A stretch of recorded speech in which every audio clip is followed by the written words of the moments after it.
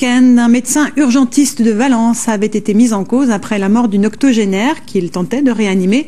Des témoignages faisaient état de gestes bizarres. Finalement, ce professionnel ne sera pas poursuivi car il n'a fait que suivre la procédure, comme nous l'expliquent Joël Charnet et Alain Delacour. Soupçonné d'homicide volontaire et mis hors de cause 48 heures plus tard. Le médecin de 41 ans exerçait depuis 2 ans à l'hôpital de Valence, affecté au service des urgences depuis quelques jours seulement. Au lendemain des faits, son avocat parle d'un homme blessé. Il est complètement abattu, c'est un homme normal qui se retrouve impliqué dans quelque chose qui le dépasse de très très loin et il aurait bien aimé qu'on le laisse tranquille. C'est dans ce salon de coiffure qu'une cliente de 87 ans est victime d'un malaise cardiaque.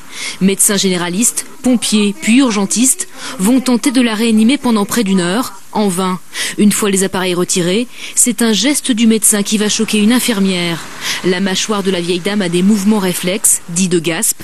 L'urgentiste lui referme alors la bouche, un geste courant, mais que des témoins vont interpréter comme une tentative d'étouffement.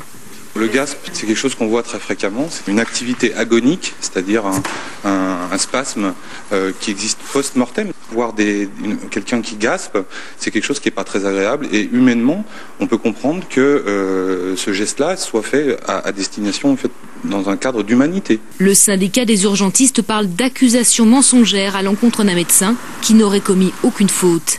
La direction de l'hôpital n'a pas souhaité s'exprimer. Elle précise seulement avoir sollicité une enquête administrative. Des hommes d'affaires